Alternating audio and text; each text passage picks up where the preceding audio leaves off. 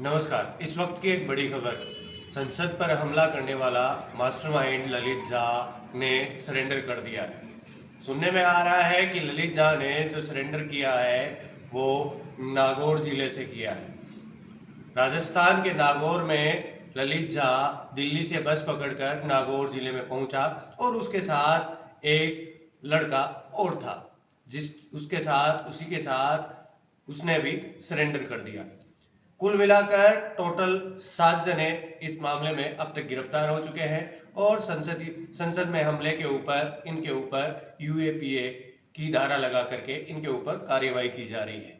सभी युवकों का यह बताया जा रहा है कि सभी युवक एक ग्रुप चलाते थे, भगत सिंह के नाम से, भगत सिंह की विचारधारा से जुड़े थे और अपने नेम और फेम के लिए ये सब किया। ये तो समझ में ही आता है कि कोई भी युवा यदि संसद भवन में जाकर नारेबाजी करता है या फिर कोई स्मोक बम फेंकता है तो इसका मतलब वो अपने नेम फेम के लिए ही ये सारी चीजें कर रहा है। लेकिन यह अनुचित चीज है। आप अपने नाम और नेम और फेम के लिए इससे अच्छी चीजें भी कर सकते हो।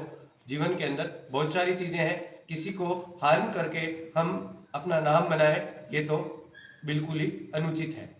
बात करें यूएपीए की धारा और संसद में हुए हमले की, तो संसद में हुए हमले की अब तक 7 जनों पर कार्यवाही की जा चुकी है और 4 जनों को हिरासत में लेकर उनसे कड़ी पूछताछ की जा रही है और उनको 7 दिन के रिमांड के ऊपर भी लिया गया है।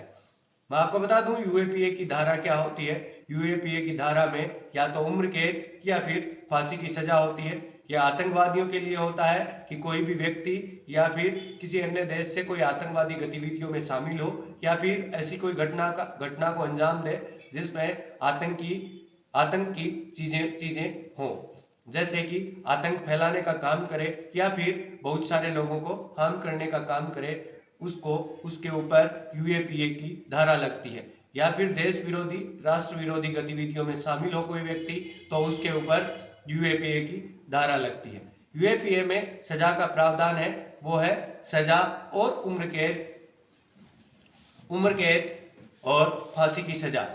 या तो न्यूनतम उम्र कैद की सजा मिलती है या फिर फांसी की सजा मिलना तय है। ऐसी घटनाओं को अंजाम देना, इसके ऊपर एक सवालिया निशान केंद्र सरकार की नीतियों पर भी खड़ा होता है कि संसद के ऊपर हमला जो हुआ वो कहां तक उचित था। जब संसद में बैठे प्रधानमंत्री और देश से चुनकर जाने वाले सांसद ही सुरक्षित नहीं है तो फिर देश की रक्षा कैसे होगी।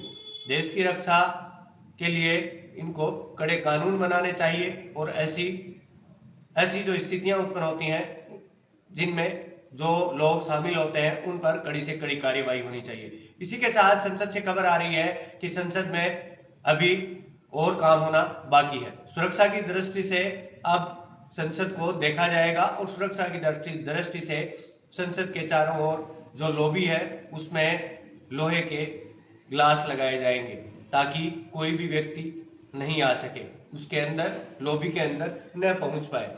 इसी के साथ ये भी सुनने में आया कि पुरानी संसद और नई संसद में कुछ अंतर थे। पुरानी संसद में जो कर्मचारी थे, जो पुलिस के द्वारा तैनात लोग थे, वो केंद्र सरकार के ही लोग थे, लेकिन अभी दिल्ली पुलिस के लोग कार्यरत थे जिसकी वजह से ये हमला हुआ। जो पुराने व्यक्ति थे, जो पुराने सुरक्षा कर्मी थे, वो लोगों को उनकी हाव भाव से ही पहचान लेते थे, लेकिन अभी नई संसद में दिल्ली पुलिस ये सारी चीजें संभाल रही है और उनको इतना अनुभव न होने की वजह से ही ऐसी घटनाएं होती हैं। लेकिन अभी संसद में कड़े रूप से जांच होती है, अभी नियमों में सख्ती बढ़ती जा रही है। यहाँ तक कि सुनने में आ रहा है कि संसद में जाने वाले हर व्यक्ति के जूते तक खुलवाए जा रहे हैं और उसको पूरा स्कैन किया जा रहा है। सुरक्षा दृष्टि से ये पहले ही हो जाना चाहिए था, ये किसी धमाके का इंतजार क्यों था। ऐसी ही घटनाएं होना देश के लिए एक बड़ी शर्म की बात होती है। आज के लिए इतना ही, मिलते हैं किसी अन्य वीडियो में आपके साथ। आप जुड़े रहिए दैबम्बार्ड के साथ। दैबम्बार्ड की खबरें आपको लगातार निरंतर रूप से आपको मिलती रहेंगी। धन्यवाद। इस वीडियो को ज्यादा से ज्यादा शेयर करें ताकि अन्य लोगों तक भी ये जानकारी पहुंच पाए। एक बार फिर से अपन बात करते हैं ललित झा की। ललित झा कोलकाता का रहने वाला एक लड़का है जो पेशे से शिक्षक है और उसके उसका परिवार एक मध्यम वर्गीय परिवार है और उसने उन 4 लोगों के वीडियो भी बनाए और उन चारों लोगों के फोन लेकर के वो फरार हो गया। उसकी जो अंतिम लोकेशन आई वो थी दिल्ली के पास ही राजस्थान में निमराना। वहां से वो दिल्ली से बस पकड़ करके और नागौर की तरफ आ गया और नागौर में उसने एक अन्य साथी के साथ सरेंडर कर दिया। आज के लिए इतना ही, मिलते हैं किसी अन्य वीडियो में। धन्यवाद।